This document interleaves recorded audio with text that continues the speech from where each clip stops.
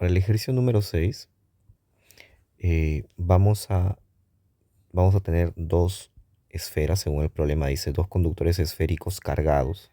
Y te dan los radios son de 6 centímetros y de 2 centímetros. Y acá hay una indicación bastante importante, que es que estas esferas están conectadas por un cable muy grande, muy largo. ¿Y por qué es importante esto? Porque la idea de este tipo de problemas es que él va a tener un potencial en su superficie debido a la carga que está almacenando, pero que la otra carga no influye en el potencial que él está creando. Es decir, que están tan lejos que la influencia de una carga sobre la otra es despreciable. Esa es la intención.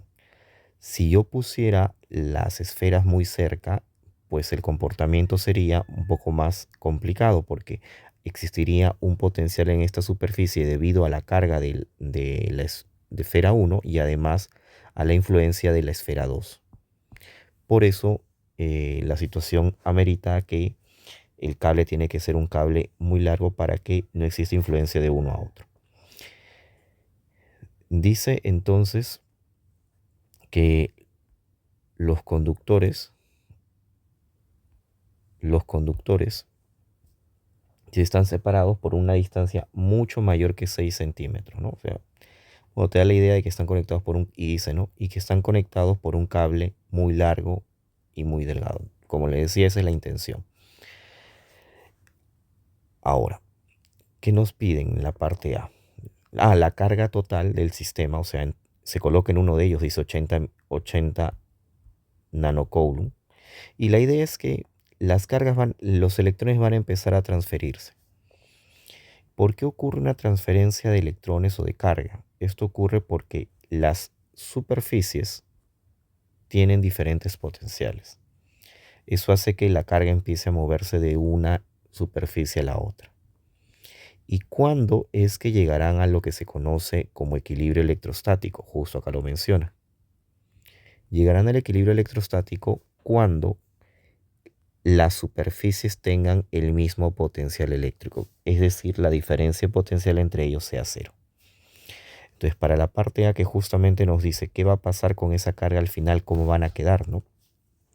Lo único que tenemos que hacer es ubicar dos puntos, por ejemplo, el punto 1 y el punto 2, y lo único que debemos hacer es que los potenciales sean iguales. O sea, el potencial en la superficie de la esfera 1 debe ser igual al potencial en la superficie de la esfera 2. No obstante, sabemos que los potenciales para esferas cargadas podemos considerarlas como si su carga estuviera almacenada en el centro y tomar como distancia el radio para la superficie. Entonces nos quedaría que el potencial sería así. La constante, la carga 1 sobre el radio 1, y eso debe ser igual a la constante, la carga 2 sobre el radio 2. Como les mencioné hace un momento, si la distancia entre las cargas o las esferas no fuera lo suficientemente grande para no considerar esa influencia de una sobre la otra, esta ecuación no valdría y sería una ecuación un poco más compleja. Aquí nos damos cuenta entonces que las cargas están en relación de los radios.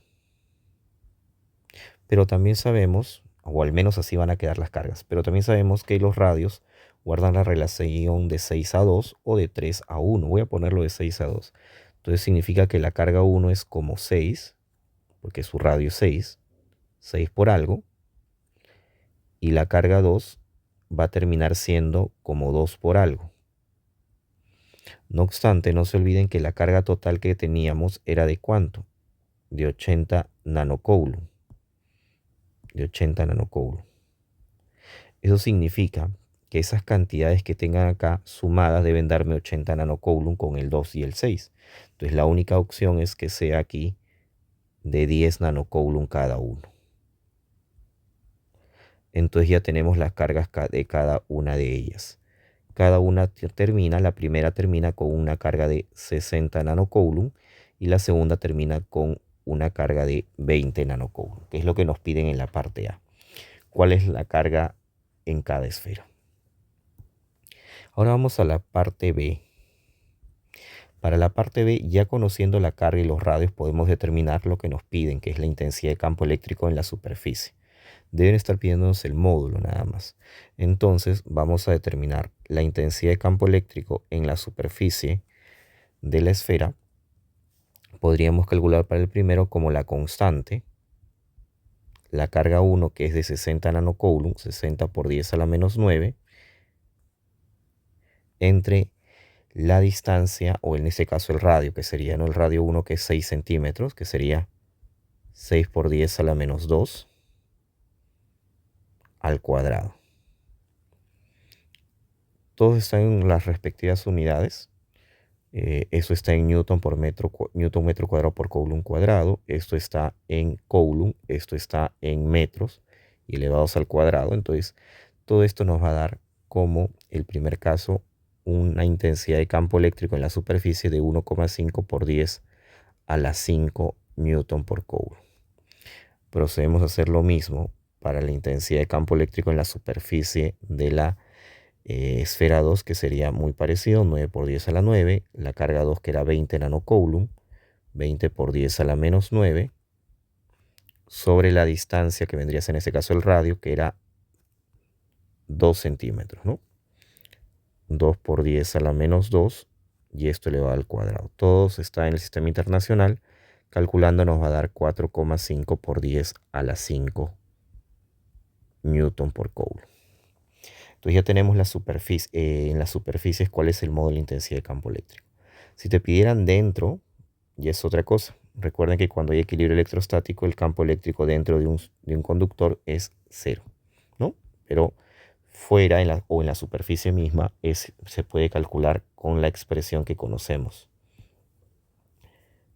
Y para la parte C nos pide cuál es el potencial de cada esfera. El potencial eléctrico también debe suponerse en la superficie. Entonces vamos a hacer el cálculo del potencial eléctrico en la superficie de cada esfera. Como ya conocemos, la carga sería la constante por la carga, que es 60 nanocoulomb, sobre el radio, que es 6 por 10 a la menos 2. Y esto nos daría 9 kilovolt, o 9 por 10 al cubo. Ahora, la pregunta sería, ¿no? Y para el potencial de la carga 2 o de la esfera 2, pues no tengo que calcularlo, porque se acuerdan que estaban con el mismo potencial, entonces deben tener el mismo valor. Y eso sería todo para el ejercicio número 6.